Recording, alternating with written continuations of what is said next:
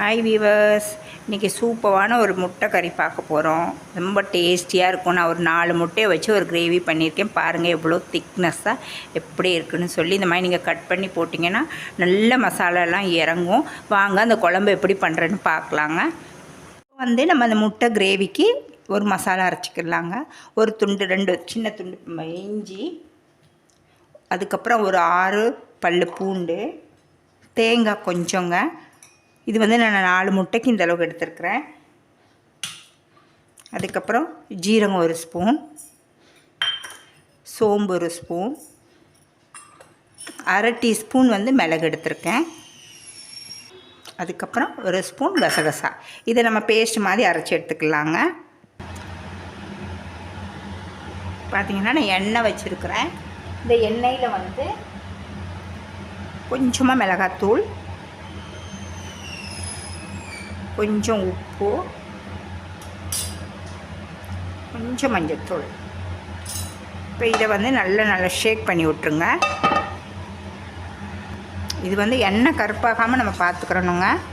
இதில் நம்ம முட்டை நல்லா 4 முட்டை அவிச்சு கழுவி கீறி வச்சுருக்கிறேன். அதை எடுத்து இதில் எண்ணெயில் போட்டுடலாம். அந்த முட்டையை நான் இப்படி சைடில் வெட்டியிருக்கேன் பாருங்கள்.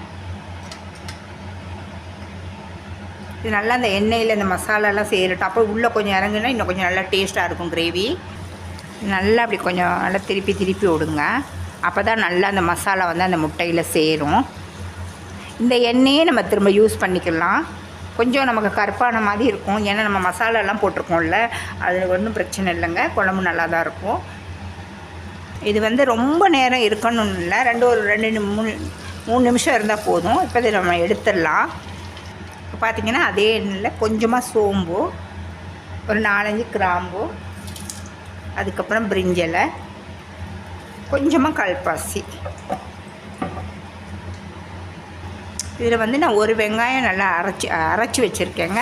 நீங்கள் கட் பண்ணி கூட போட்டுக்கலாம். அரைச்சிங்கன்னா உங்களுக்கு கொஞ்சம் கிரேவி திக்னஸ் கிடைக்கும். இப்போ இதை நல்லா நம்ம எண்ணெயில் மிக்ஸ் பண்ணி விட்டுக்கலாம். இதில் நமக்கு கொஞ்சம் மஞ்சத்தூள், ஒரு 2 ஸ்பூன் உப்பு போட்டுக்கலாங்க.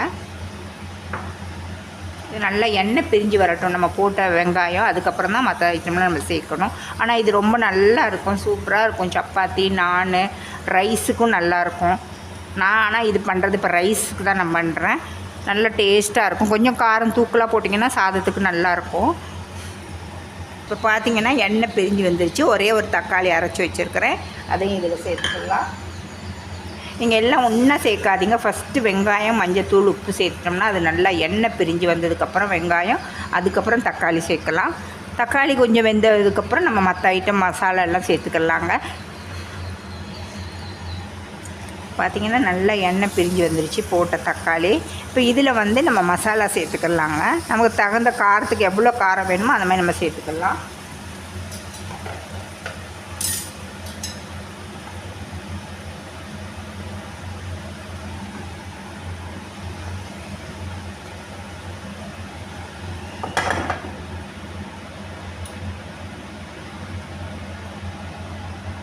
இதில் தனியாத்தூள்,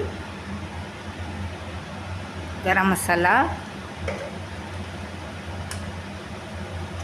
கொஞ்சமாக மிளகாத்தூள். இது நல்லா நம்ம எண்ணெயிலே நல்லா மிக்ஸ் பண்ணி விட்டுடலாங்க. நான் கொஞ்சம் காரம் கம்மியாக தான் எடுத்திருக்கேன். நல்லா எண்ணெயில் போட்டு வாசனை வர்றது நல்லா அதை எண்ணெயிலே நம்ம மிக்ஸ் பண்ணி விட்டுட்டு, இதுக்கப்புறம் நம்ம தேங்காய், இஞ்சி, பூண்டெல்லாம் அரைச்சி வச்சோம் பார்த்திங்களா, அதை இதில் சேர்த்துக்கலாம். இது எண்ணெய் கொஞ்சம் பிரிஞ்சு வரட்டும். இப்போ பாருங்கள் எண்ணெய் நல்லா பிரிஞ்சு வந்துருச்சு. இதில் இப்போ நான் அரைச்சி வச்சுருந்த பேஸ்ட்டை சேர்த்துக்கலாம். நல்லா ஒரு வாட்டி மிக்ஸ் பண்ணி விட்ருங்க.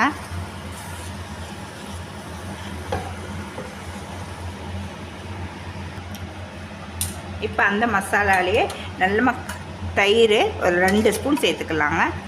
இது கொஞ்சம் இன்னும் கொஞ்சம் உங்களுக்கு டேஸ்ட் கிடைக்கும் நல்லா. இப்போ தண்ணி ஊற்ற வேணாம். ஃபஸ்ட்டு இதெல்லாம் நல்லா சேர்கிற மாதிரி நல்லா மிக்ஸ் பண்ணி விட்டுட்டு அதுக்கப்புறம் நம்ம தண்ணி ஊற்றலாம். செம்ம டேஸ்ட்டாக இருக்குங்க. இந்த மாதிரி ஒரு வாட்டி முட்டை குழம்பு நீங்கள் செஞ்சு பாருங்கள். ரொம்ப ஈஸியான ஒரு குழம்பு, சாதம் எல்லாத்துக்கும் நம்ம யூஸ் பண்ணிக்கலாம். இப்போ இதில் நம்ம தண்ணி ஊற்றிக்கலாம்.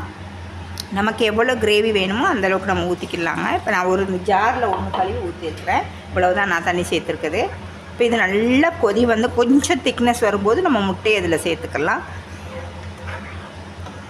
வெயிட் பண்ணலாம் கொஞ்ச நேரம். இப்போ பாருங்கள், நல்லா குழம்பு நல்லா திக்காக வந்துக்கிட்டு இருக்குது. இப்போ வந்து நம்ம இந்த முட்டையை இதில் போட்டுடலாம்.